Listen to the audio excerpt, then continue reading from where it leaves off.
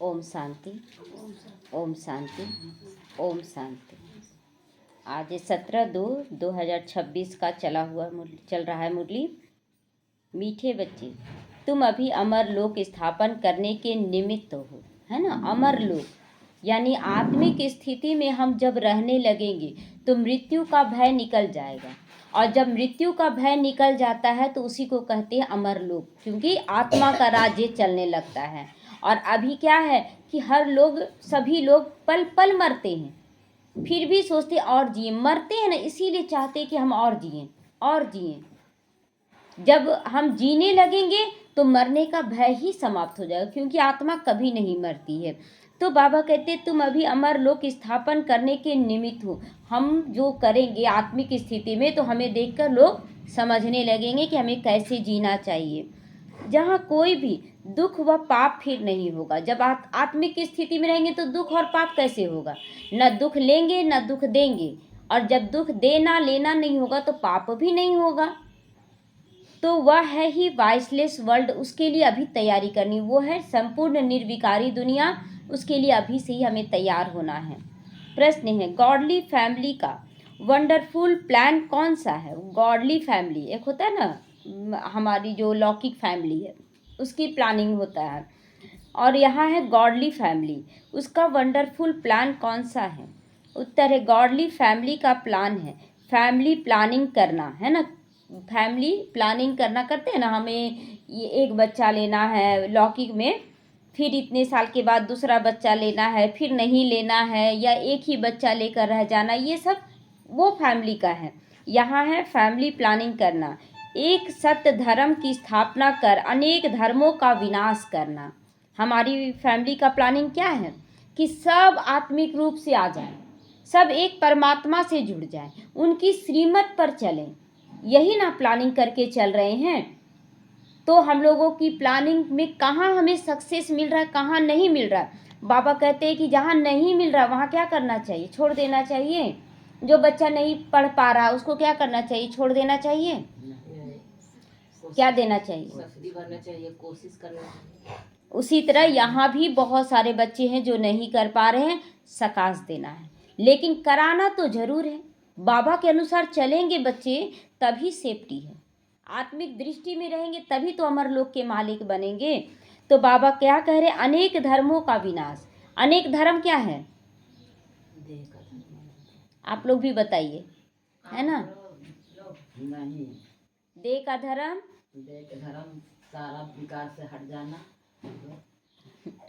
इसीलिए बोलते हैं ना, कोई एक ही जवाब नहीं दीजिए, बाकी सबको को जवाब देना है ना।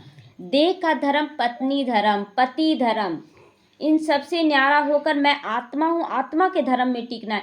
क्योंकि पति पत्नी माँ बाप बच्चे, इसमें क्या होता है? लोभ है, स्वार्थ है, जो मेरा नहीं पूरा हुआ, अहंकार है, मेरा नहीं पूरा हुआ, हम इससे नफरत करते हैं।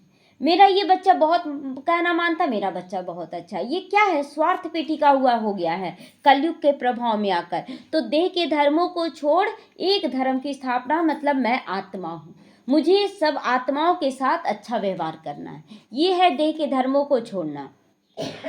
तो बाबा कहते हैं एक सत्य धर्म की स्थापना करना। एक सत्य धर्म क्या हुआ? तो आत्मा का धर्म, है ना, याद रहेगा ना आप सबको।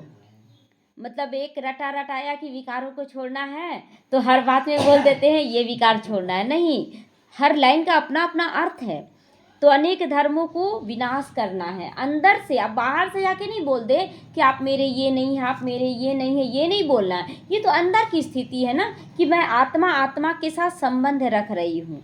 तो मनुष्य बर्थ कंट्रोल करने के प्लान्स बनाते हैं ना, कम जनसंख्या कम करें, कम बच्चे जन्म हो, इसके लिए प्लानिंग करते हैं।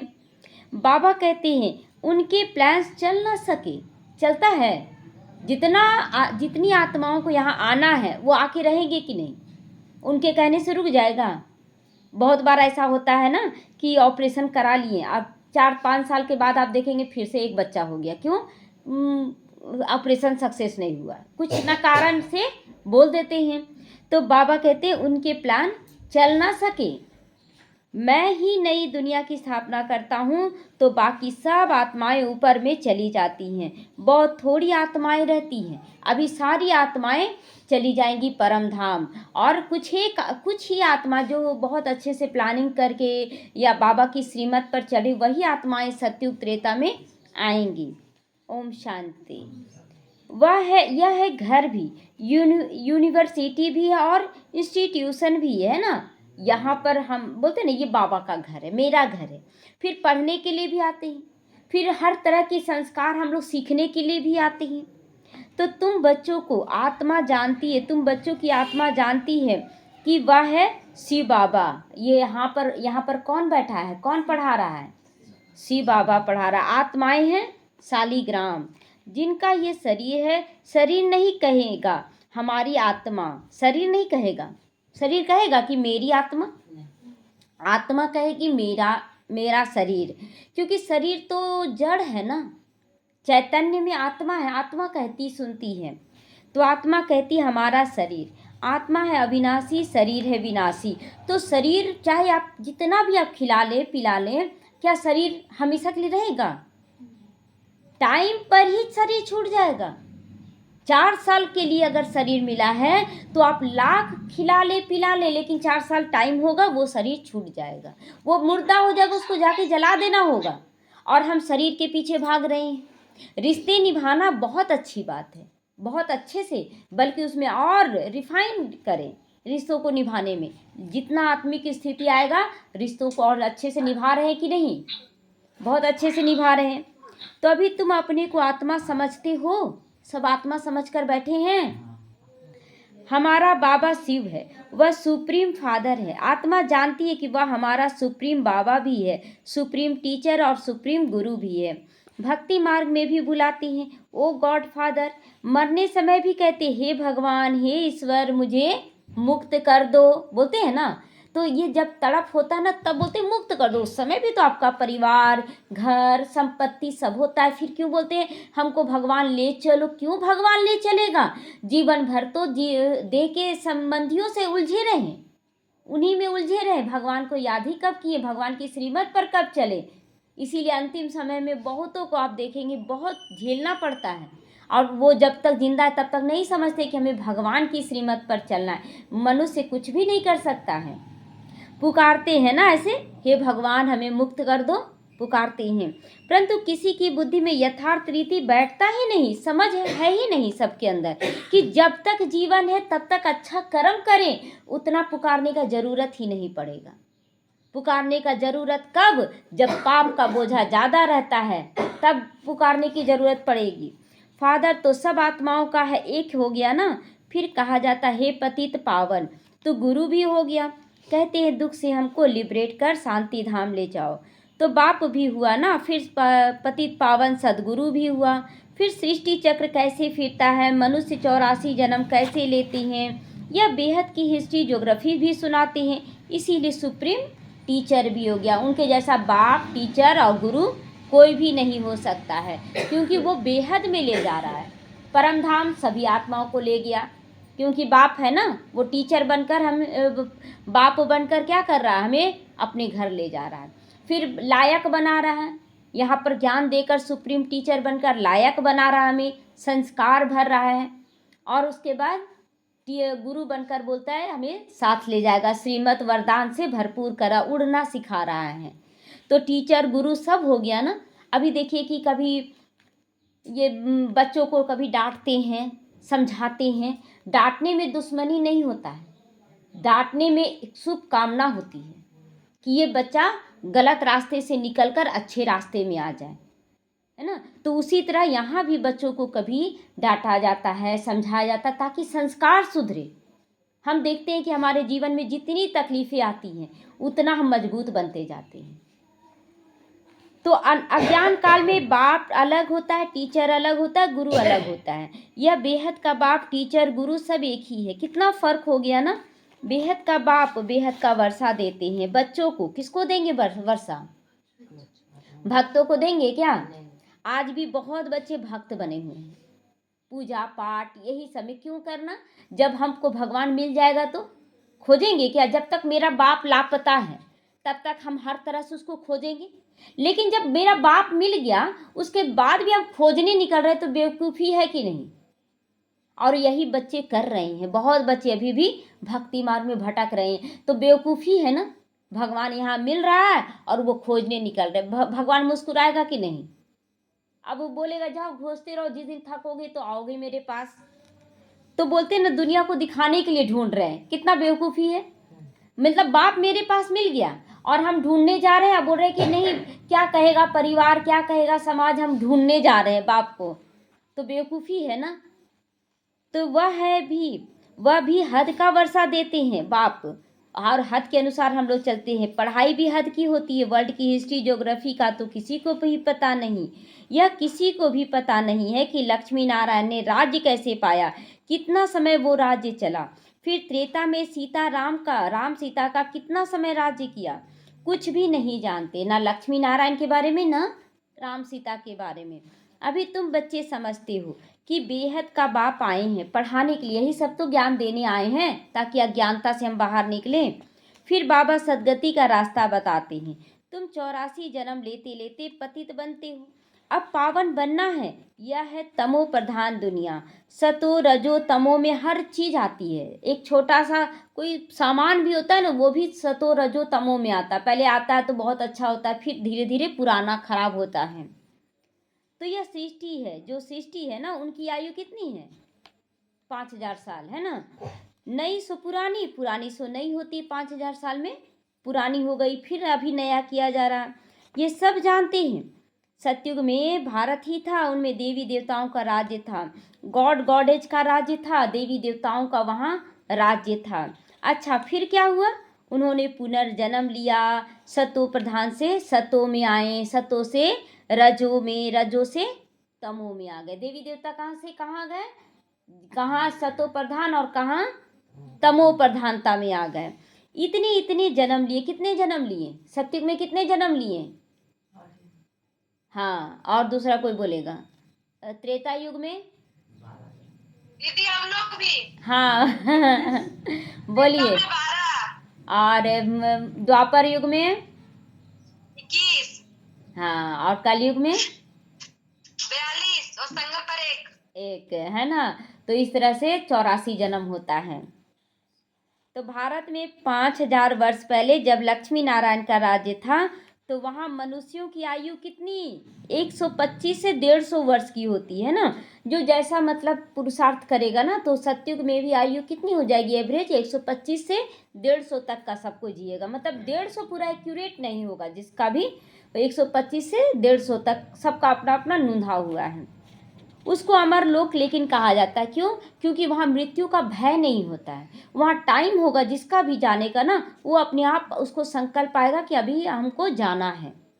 अकाली मृत्यु वहाँ नहीं होती है, अचानक ही जन्म लिया मर गया, 10 साल हुआ मर गया, ऐसा नहीं होता वहाँ। वहाँ पर एक्यूरेट आयु होता है सबका, 125 समझ रहे। यहाँ तो 30 साल के बाद बोलते हैं बोन कमजोर हो रहा है, कैल्शियम और विटामिन का टैबलेट लेना चाहिए। और वहाँ पर आप सोचिए कि 125 से 150 का एवरेज आयु है, कितना लंबा आयु मिल रहा है। क्यों ना पुरुषार्थ करें यहाँ, क्यों ना हम एक एक सेकंड सफल करें, क्यों हम दुनियावी बातों में हम फंसते रहें। लेकर हमको सबको चलना है, किसी के बातों से दुखी नहीं होना है। तो यह मृत्यु लोक है समझो। अमर लोक में मनुष्य अमर रहते, आयु बड़ी रहती है। सतो प्रधान सतयुग में पवित्र गृहस्थ आश्रम होगा। लक्ष्मी नारायण भी तो पति पत्नी होंगे, लेकिन वो पवित्र गृहस्थ आश्रम होगा, यहाँ जैसा अपवित्रता नहीं होगी। वॉइसलेस वर्ल्ड कहा जाता है उसको। अभी तो विषय विकारी संसार है ना, हर घर विकारी बना हुआ है। अभी तुम बच्चे जानते हो हम शिव बाबा की कौन बने हैं, भक्त या संतान। हम उनकी संतान बने हैं। वर्षा शिव बाबा से मिलता है, यह दादा यानी ब्रह्मा बाबा, वह डाडा ग्रैंडफादर। वर्षा डाडे से मिलता है ना, मिलता है मतलब ये दादा मतलब भाई हो गया, और वो दादा, दादा बाप दादा बोलते हैं ना, तो दादा से वर्षा मिल रहा है। डाडे का वर्ष प्रॉपर्टी पर सबका हक होता है ना, सबका जितना भी है बच्चे सबका हक होता है। ब्रह्मा को कहा जाता है प्रजापिता, एडम और ईव, आदम और बीबी दोनों रूप में कौन है, आदम कौन है, ब्रह्मा बाबा। बीबी कौन बना? वही शिव बाबा नहीं, ब्रह्मा बाबा। बीबी कौन बना? शिव बाबा का बीबी कौन है? ब्रह्मा बाबा ना। तो वह है निराकार गॉड फादर। ये प्रजापिता हो गया, साकारी फादर। इनको शरीर अपना है, शिव बाबा को अपना शरीर नहीं है। तो तुमको वर्षा मिलता है शिव बाबा से, ब्रह्मा के द्वारा डाडे का मलकियत मिलेगी तो बाप द्वारा ही ना मिलेगा। किसके द्वारा मिलेगा? बाप के द्वारा ही ना दादा का मलकियत मिलेगा। शिव बाबा से भी ब्रह्मा द्वारा तुम फिर मनुष्य से देवता बन रहे हो। मनुष्य से देवता किए करत ना लागी वार। किसने कहा? शिव बाबा ने, कि मनुष्य से देवता बनने में समय लग रहा है क्या? देवता से मनुष्य बनने में कितना समय लगा? 5000 साल लगा। और मनुष्य से देवता बनने में 100 साल, है ना? 100 साल का ही ना ये है समय, संगम युग। तो ये शिव बाबा बताते हैं। तो भगवान ने बताया, महिमा करते हैं कि ना ग्रंथ में, महिमा बहुत करते समझते नहीं है, है ना? महिमा तो सब लिखा हुआ है ये सब। जैसे बाबा कहते अलफ को याद करो बेबादशाही तुम्हारी, है ना? अलफ अल्लाह को याद करो तो बादशाही हमारी हो जाएगी। गुरु नानक भी कहते जब साहेब तो सुख मिले। उस निराकार अकाल मूरत बाप की ही महिमा गाते हैं वो लोग भी। गुरु नानक भी किसकी महिमा गाते? अकाल मूरत की। तो बाबा कहते मुझे याद करो बहुत सुख मिलेगा। अभी बाप को याद करते हैं, को ही याद करते, लड़ाई पूरी होगी। लक्ष्मी नारायण के राज्य में एक धर्म होगा, एक धर्म, है ना? लक्ष्मी नारायण का राज्य चलेगा और एक धर्म आत्मा का धर्म होगा वहाँ भी। यह बातें समझने की बातें हैं। भगवानुवाच पतित पावन ज्ञान का सागर भगवान को कहा जाता है। वही दुख हरता सुख करता है। जब हम बाप के बच्चे हैं तो जरूर हम सुख में होने चाहिए ना। जब हम लोग सुख दाता के बच्चे हैं तो हमें तो बहुत सुखी होना चाहिए। फिर दुखी क्यों? क्योंकि हम बाप की श्रीमत पर नहीं चलते हैं तो प्राप्ति स्वरूप नहीं बनते हैं। तो बरोबर भारतवासी सतयुग में थे, बाकी सब आत्माएं शांति धाम में थीं। अभी सब आत्माएं यहाँ आ रही हैं, फिर हम जाकर देवी देवता बनेंगे। स्वर्ग में पाठ बजाते हैं। यह पुरानी दुनिया दुख धाम है, नई दुनिया सुख धाम। पुराना घर होता है ना तो उसमें चूहे सर्प आदि निकलते हैं ना। पुराना घर हो जाता है तो देखते हैं ना, बोलते उसको क्या क्या बन गया? खंडहर बन गया बोलते। पुराना घर हो जाता है तो खंडहर बन गया। फिर लोग उसमें रहना नहीं पसंद करते। इसमें भूत रहता है, इसमें ऐसे सांप बिच्छू रहता है। लेकिन उसी घर को अगर फिनिशिंग कर दिया जाए तो वही घर फिर सुंदर बन जाता है। माया माता अपना तो यह दुनिया भी ऐसी है। यहाँ पर सांप बिच्छू मिलते हैं कि नहीं? क्या है सांप बिच्छू? विकारी लोग नहीं मिलते हैं। कोई क्रोध के विवश होकर आता है, कोई अहंकार के विवश होकर आता है, और ऐसे लोग मिलते हैं। तो इस कल्प की आयु 5000 साल है। अभी है अंत। गांधी जी भी चाहते थे कि नई दुनिया नई दिल्ली हो। नई दिल्ली तो बन गई, लेकिन नई दिल्ली है, वहाँ संस्कार है वैसा। देखिए आज भी वैसे ही लगता है, गंदगी। तो राम राज्य वो चाहते थे, परंतु यह तो बाप का काम है ना बनाना। देवताओं के राज्य को ही राम राज्य कहा जाता है। नई दुनिया में तो जरूर लक्ष्मी नारायण का ही राज्य होगा, लेकिन उसको भी राम राज्य कहा गया। क्यों? लक्ष्मी नारायण का राज्य को भी राम राज्य कहा गया क्योंकि परमात्मा राम द्वारा स्थापित आत्मा का स्थिति, आत्मिक स्थिति में रहते हैं ना, इसलिए उसको राम राज्य। आत्मा माना राम की स्थिति।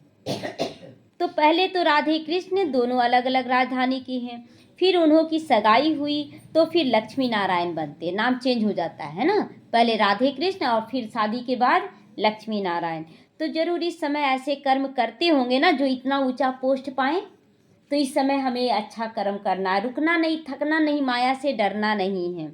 बाप तुमको कर्म अकर्म और विक्रम की गति बैठ समझाते। कर्म, पाप कर्म, पुण्य कर्म और श्रेष्ठ कर्म।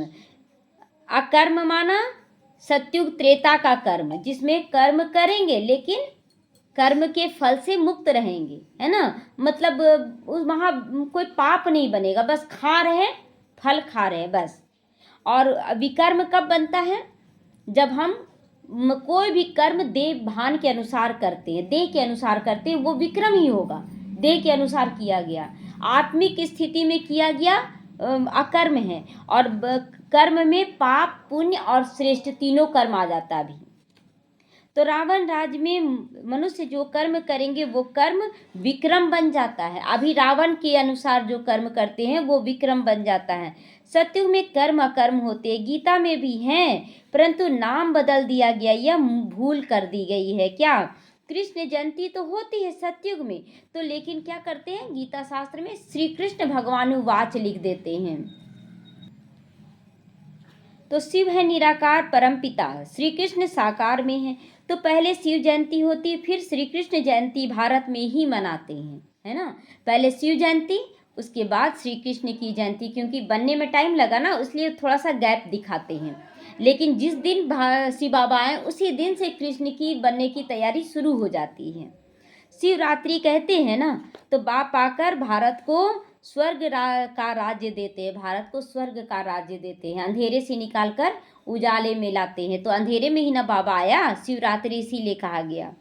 शिव जयंती के बाद फिर कृष्ण जयंती होती है, उनके बीच में होती है राखी, क्योंकि पवित्रता चाहिए। कृष्ण जयंती और शिव जयंती के बीच में पहले क्या आएगा, रक्षाबंधन आता है कि नहीं, उसके बाद कृष्ण जन्माष्टमी आता है। तो कितना सीरियल नंबर से सब कुछ बताया गया है ना, कि पहले पवित्रता को धारण करो तब कृष्ण का जन्म होगा। तो बच्चे नहीं समझते ना, तो बोलते हैं कि बस मुरली पढ़ ले रहे हैं ना तो हम तो कृष्ण बन जाएंगे। नहीं, जब तक संपूर्ण पवित्र नहीं बनेंगे कृष्ण के राज्य में नहीं आएंगे।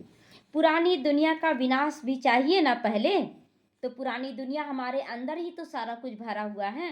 फिर लड़ाई लगती है तो सब खत्म हो जाते, फिर तुम आकर नई दुनिया में राज्य करोगे। तुम इस पुरानी दुनिया मृत्यु लोक के लिए नहीं पढ़ते हो, तुम्हारी पढ़ाई नई दुनिया अमर लोक के लिए है। ऐसा तो कोई कॉलेज होता ही नहीं जो इस जन्म में हम पढ़ें और अगले जन्म की तैयारी हो जाए, ऐसा होता है क्या। हर जन्म में बच्चा जन्म लेता है, पढ़ता है, फिर उसमें जो पद पाना है उसका खत्म हो जाता है। लेकिन यहाँ का पढ़ाई हमारा पूरे कल्प चलेगा। तो अब बाप कहते हैं इस मृत्यु लोक का अंत सामने खड़ा है, इसीलिए जल्दी जल्दी पढ़कर होशियार हो जाओ, है ना। अब तो सामने खड़ा है ना विनाश, तो जल्दी जल्दी पढ़कर होशियार होना है। यह बाप भी है, पतित पावन भी है, पढ़ाते भी हैं। तो यह गॉड फादरली यूनिवर्सिटी है, भगवानुवाच है ना। कृष्ण तो सत्यु का प्रिंस है, वह भी शिव बाबा से वर्षा लेते हैं। इस समय सब भविष्य के लिए वर्षा ले रहे हैं। फिर जितना पढ़ेंगे उतना वर्षा पाएंगे, जितना और उतना का सवाल है ना, जितना आप करेंगे उतना पाएंगे। नहीं पढ़ेंगे तो कम पद पाएंगे, है ना, दास दासी बनेंगे। तो कहाँ भी रहो पढ़ते रहो, मुरली कभी भी मिस नहीं करनी है। मुरली विलायत में भी जा सकती है, जाती है। बाबा रोज सावधानी देते रहते हैं कि बच्चे मुरली कभी भी मिस नहीं करो, है ना, कुछ भी हो जाए बच्चे बाप को याद करो, इसमें तुम्हारे विक्रम विनाश होंगे। आत्मा में जो खाद पड़ी है वो निकल जाएगी, आत्मा के अंदर जो जो खराबियां आ गई हैं वो योग द्वारा निकल जाएगा ज्ञान के स्वरूप में।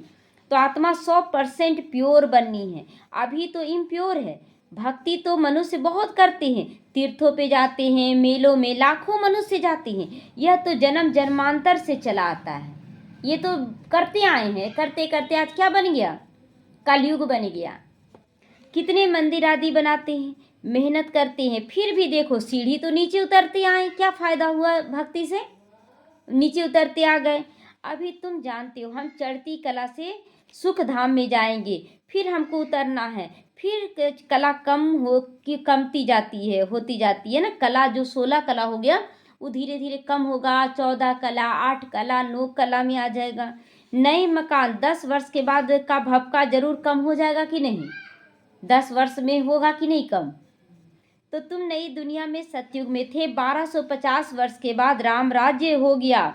अभी तो बिल्कुल ही तमो प्रधान है, मनुष्य कितने हो गए हैं, दुनिया पुरानी हो गई है। वे लोग तो फैमिली प्लानिंग के प्लान बनाते रहते, कितना मूंझते रहते हैं, है ना, क्या क्या प्लानिंग करते हैं। हम लिखते हैं तो वो यह है तो गॉड फादर का ही काम है। हम लोग क्या लिखते हैं कि फैमिली प्लानिंग करना शिव बाबा का काम है, हमारा नहीं। सतयुग में 9-10 लाख जाकर रहेंगे। सतयुग में कितने रहेंगे मनुष्य, मात्र 9-10 लाख। तो 9-10 लाख में भी आना चाहते हैं तो अच्छे से पुरुषार्थ करें। 16,108 या 108 में आने के लिए तो बहुत तेज पुरुषार्थ करना है, लेकिन कम से कम 9 लाख में तो आ जाएं। तो ये पुरुषार्थ करें सभी। अपने आप को चेक करें कि हम कितना बाबा के श्रीमत पर चल रहे हैं, कितना हम ज्ञान योग धारणा सेवा में आगे बढ़ रहे हैं। बाकी सब अपने स्वीट होम में चले जाएंगे। यह गॉडली फैमिली प्लानिंग है। एक धर्म की स्थापना, बाकी सभी धर्मों का विनाश तो जरूर होना है ना। माता पिता भाई बहन पति पत्नी सब रिश्तों का विनाश होगा। कैसे होगा? जब हम तंग हो जाते हैं किसी रिश्ते से तो बोलते हैं ना, ऐसा नहीं होता, ऐसा बच्चा नहीं होता। बच्चे बोलते ऐसे माँ बाप नहीं होते, तो विनाश ही तो कर रहे हैं ना। बार बार हम संकल्प करें ऐसा नहीं होता, तो यह तो बाप अपना काम कर रहे हैं। वह कहते हैं विकार में भल जाओ परंतु बच्चा ना हो। ये भी कहते हैं ना, एक बच्चा या 2 बच्चा ले लिए, उसके बाद बोलते हैं कि विकार में जाते जाओ और बच्चा नहीं लेना है या बच्चा गिरा दो। ये तो बहुत बड़ा पाप हो जाएगा कि बच्चा आया और उसके बाद उसको खराब कर दिए। तो ऐसे करते करते होगा कुछ भी नहीं। जो बच्चे आने क्या है वो आएंगे ही। जैसे गंगा का दिखाते ना, शांतनु कितने बच्चों को कुछ नहीं मना कर पाया, 7 बच्चों को। 8वां बच्चा आने का था, पहले से ही तय था, तो 8वां बच्चा में रोक दिए कि नहीं, अब नहीं मारने देंगे। तो ये प्लानिंग के अनुसार हो रहा है। मनुष्य समझते हम प्लानिंग कर रहे, नहीं, ये प्लानिंग पहले से पिछले कर्मों से हो रहा है। तो यह प्लानिंग तो बेहद के बाप के हाथ में है। बाबा कहते मैं ही दुख धाम से सुख धाम बनाने आया हूँ। हर 5000 वर्ष के बाद मैं आता हूँ कलयुग के अंत और सतयुग के आदि में। अभी ये है संगम, जबकि पतित दुनिया से पावन दुनिया बनती है। पुरानी दुनिया का विनाश और नई दुनिया की स्थापना, यह तो बाप का काम है। सतयुग में था एक धर्म था, आत्मा का धर्म था। वहाँ रहेंगे पति पत्नी, 2 बच्चे होंगे, एक बेटा एक बेटी सब होगा, लेकिन वहाँ आत्मा रूप में रहेंगे, बांधेंगे नहीं, ना बंधेंगे वहाँ पर। तो एक धर्म होगा। यह लक्ष्मी नारायण विश्व के मालिक महाराजा महारानी थे, यह भी तुम जानते हो। यह माला किसकी बनी हुई है? ऊपर में फूल कौन है? फिर युगल दाना कौन है?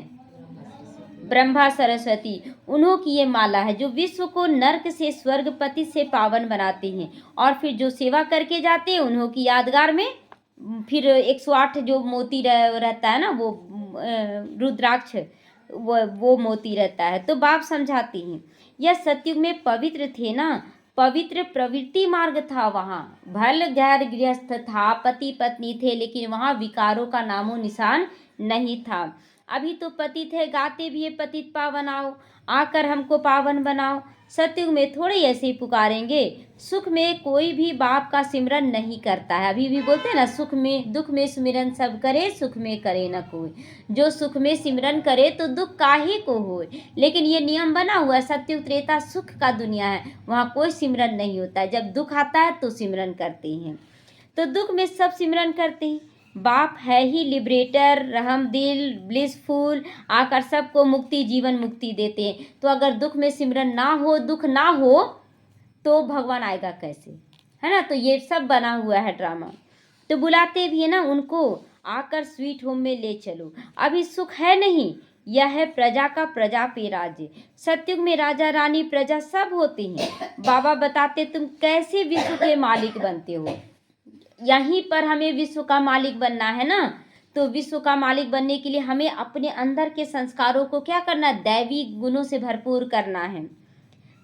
वहाँ तुम्हारे पास अथाह धन, अनगिनत धन रहता है। सोने की ईंट के मकान बनते हैं, मशीन से सोने की ईंट निकलती है, फिर उसमें धीरे धीरे हीरे जवाहरातों की भी जड़ित होती है। मतलब एक एक ईंट में सोने हीरो को जड़ित किया जाएगा और तब है ना महल बनाया जाएगा। इतना सोना चांदी हीरा मोती होगा। आज यहाँ थोड़े थोड़े सोने के लिए क्या करते हैं लोग? तड़पते हैं और सोना थोड़ा ले लेते हैं, ये ले लेते। क्यों लेना? कोई बाबा के बच्चे छोड़ रहे हैं और कोई लेने के लिए पीछे पड़ा हुआ है। कुछ नहीं चाहिए। द्वापर में भी कितने हीरे जो लूट कर ले गए। इतना बड़ा बड़ा मंदिर बनवाए तो था तो ना। तो अभी तो कुछ सोना दिखाई ही नहीं पड़ता है ना। दिखता है उतना सोना? कहाँ चला गया वो सोना? जबकि सोना कभी नष्ट नहीं होता है। सोना कभी नष्ट नहीं होता है। उसको जला दें गला दें, लेकिन सोना नष्ट नहीं होता है। तो यह भी ड्रामा में नूंद है। बाप कहते मैं हर 5000 वर्ष के बाद आता हूँ पुरानी दुनिया के विनाश के लिए। यह एटॉमिक बॉम्ब्स आदि बने हैं। यह साइंस है, बुद्धि में ऐसी ऐसी चीज़ें निकाली है जिससे अपने कुल का विनाश करेंगे। यह कोई रखने की थोड़ी बनाते हैं। बॉम्ब्स रखने के लिए शोपीस है क्या? नहीं ना है शोपीस, उसको तो एक दूसरे पर डालेंगे ही। तो यह रिहर्सल होती रहेगी। जब तक राजधानी स्थापन नहीं हुई है तब तक लड़ाई नहीं लग सकती है। 33 करोड़ ब्राह्मण आत्माएं तैयार हो जाएंगी, तब फिर युद्ध लगेगा। तैयारियां तो हो रही हैं अभी भी। उनके साथ नेचुरल कैलिमिटीज़ भी सहयोगी बनती है ना। नेचुरल कैलिमिटीज़ भी होगी। इतने आदमी होंगे नहीं, जितना भी दिख रहा है भीड़, सतयुग में इतने नहीं होंगे। आज बाबा क्या बोला, 9-10 लाख होंगे वहाँ पर। अब बच्चों को इस पुरानी दुनिया को भूल जाना है। बाकी स्वीट होम, स्वर्ग की बादशाही को याद करना। जैसे नया घर बनाते हैं तो बुद्धि में नया घर याद रहता है ना। अब भी नई दुनिया स्थापन हो रही है। इस कमरे में हम ऐसे करेंगे पेंट, इस कमरे में ऐसे रखेंगे। उसी तरह बाबा कहता है ना कि महल बनाओ, इमर्ज करो कि ऐसा महल बनाएंगे, ऐसे सजाएंगे। दिन भर योग करते रहें तो वो देखेंगे तैयारियां यहाँ दिखने लगेंगी।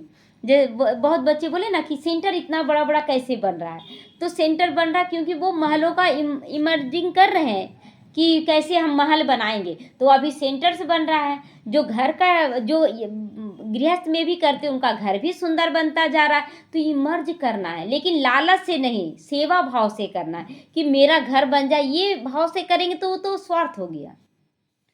तो बाप है सभी का सदगति दाता। आत्माएं सभी चली जाएंगी, बाकी शरीर यहाँ खत्म हो जाएंगे। आत्मा पवित्र बनेगी बाप की याद से। पवित्र जरूर बनना है। देवताएं पवित्र है ना, उन्हों के आगे कब बीड़ी तंबाकू लहसुन प्याज रखा जाता है क्या? कभी भोग लगाते हैं देवी देवताओं को? ऐसे नहीं रखी जाती है ना। तो ये वह है वैष्णव, विष्णु परिपूरी कहा जाता है सत्यु को। वह है वाइसलेस वर्ल्ड, यह है विषय विकारी वर्ल्ड। अब वाइसलेस वर्ल्ड में जाना है कि विषय विकारी दुनिया में रहना है? देखिए आज खा भी नहीं पाते हैं, है ना। पेट में गैस हो गया, दर्द हो गया, खा पाते हैं? नहीं करते हैं।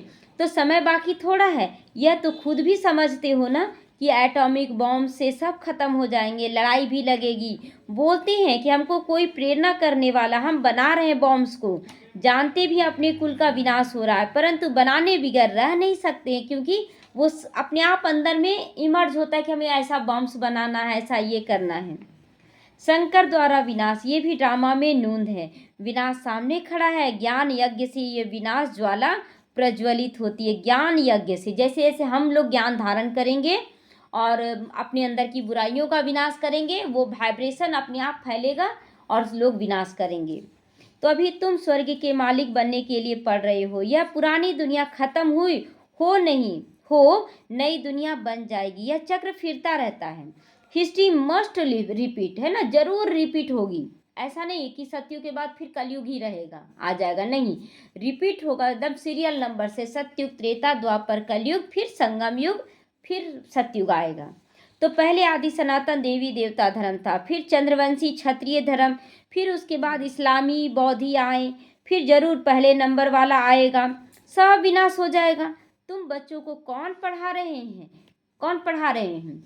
निराकार शिव बाबा पढ़ा रहे हैं। तो वह शिक्षक गुरु भी है, आने से ही पढ़ाई शुरू करते हैं। इसीलिए लिखा हुआ ना, शिव जयंती सो गीता जयंती, है ना, तुरंत आकर ज्ञान देना शुरू। गीता जयंती सो श्री कृष्ण जयंती। शिव बाबा सतयुग की स्थापना करते हैं। कृष्णपुरी सतयुग को कहा जाता है। अभी तुमको पढ़ाने वाला कोई साधु संत मनुष्य नहीं है, यह है दुख हरता सुख करता बेहद का बाप पढ़ा रहे। कितना रिगार्ड रखना चाहिए भगवान का, कितना रिगार्ड। भक्ति में अगर पूजा में कुछ गलती हो गया ना, देखिए कि अगर कुछ चुंदरी जल गया था एक बार मंदिर में, तो फिर से वो दिन का मतलब रखा, पाठ रखा गया, पूरा पूजा पाठ किया गया अच्छे से। तो सोचिए एक गलती अगर हो जाती है तो कितना अपने आप को दंड देते हैं। और यहाँ पर हम लोग बाबा की श्रीमत पर नहीं चलते हैं तो कितना बड़ा दंड मिलना चाहिए। लेकिन बाबा तो दंड देता नहीं है, ये तो हम अपने फिर कर्मों का हिसाब भोगते हैं। तो 21 जन्मों के लिए तुमको वर्षा देते हैं। विनाश तो होना ही है। इस समय के लिए कहा जाता है किसकी दबी रहेगी धूल में, किसका राजा खाए क्या क्या लिखा हुआ है, किसकी दबी रहेगी धूल में, मतलब जो नई सेवा अर्थ लगा रहा, एकदम हिसाब। बहुत ऐसी आत्माएं ना हिसाब करके लगाती हैं, कैसे कि हम 100-200 दे रहे हैं, भोग लग जाएगा, बस उतना मेरा काफ़ी है, उससे ज़्यादा हम नहीं दे पाएंगे, ये हिसाब करके देती हैं। तो वैसे का भोग क्या हो जाएगा, पैसा दबी रहेगी धूल में, किसका राजा खाए, किसका चोर लूट जाए, सफल उसी का हो जो धनी के कार्य में लगाए। हम जितना दे रहे उतना सारा भोग में लगा दो, नहीं, यहाँ का नियम है कि अगर आप 100 रुपया भी भोग में दिए तो 50 रुपया ही लगाया जाएगा भोग में, 50 रुपया आपका सेवार्थ रहेगा, ताकि बेहद का सेवा भी हो। केवल खा के ख़त्म कर देना सही रहेगा नहीं ना। तो ये बहुत बच्चों का आता है, हम 500 दिए, 500 में इतना ही भोग बनेगा। आप बेहद का सोच ही नहीं रख रहे हैं, 500 में 250-200 का ही भोग लगेगा, ये नियम है यहाँ का। और इस नियम के थ्रू ही हम लोग चलेंगे, चाहे आप हंस के दीजिए चाहे ना दीजिए, कोई मतलब नहीं है, लेकिन वो नियम लागू होगा।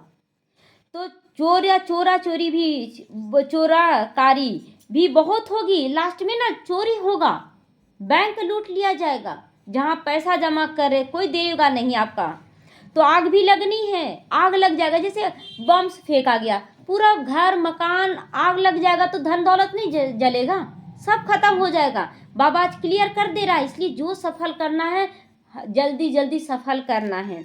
इस यज्ञ में सब स्वाहा हो जाएंगी, अभी थोड़ा थोड़ा आग लगेगी, फिर बंद हो जाएगी, थोड़ी अजून देरी है, सब आपस में लड़ेंगे, छुड़ाने वाला कोई नहीं रहेगा। रक्त की नदियाँ के बाद फिर दूध की नदियाँ बहेगी, इसको कहता खूने नाहे खेल।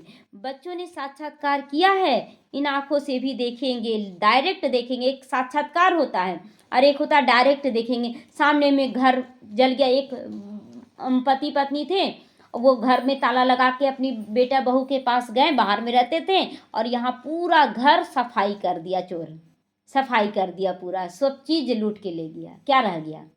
और वही एक जगह जो गए थे हम लोग, कल सेंटर गए, वहाँ पर एक भाई ना, मतलब माँ शरीर छोड़ दी और पति थे वो ज्ञान में चलते हैं, और बेटा लोग सब जॉब करता है, माँ का सारा जेवर पोटली में बांध के दे दिए, यज्ञ में सफल कर लिए। उसके बाद घर मकान जो भी था सब दे के फिर मधुबन जाकर वहाँ पर एक मकान लेकर जॉब कर रहे हैं। तो क्या करना, कुमार कुमारी हैं सब, और सब यज्ञ में सफल करने वाला एक पर एक, और नहीं देने वाला भी एक पर एक है, हर तरह के बच्चे हैं यहाँ। तो विनाश के पहले बाप को याद करना है, तो तमो प्रधान से आत्मा सतो प्रधान बन जाए। बाप नई दुनिया स्थापन करने के लिए तुमको तैयार कर रहे हैं, राजधानी पूरी स्थापन हो जाएगी, फिर विनाश होगा। अच्छा, मीठे मीठे सीखी लदे बच्चों प्रति माता पिता बाप दादा का याद प्यार और गुड मॉर्निंग। रूहानी बाप की रूहानी बच्चों को नमस्ते। हम रूहानी बच्चों की रूहानी माता पिता बाप दादा को याद प्यार, गुड मॉर्निंग और नमस्ते नमस्ते, शुक्रिया बाबा शुक्रिया। हम रहेंगे सदा हंसते हंसते, शिव बाबा के साथ चलेंगे परम धाम, आएंगे सतयुग में हंसते हंसते। ओम शांति।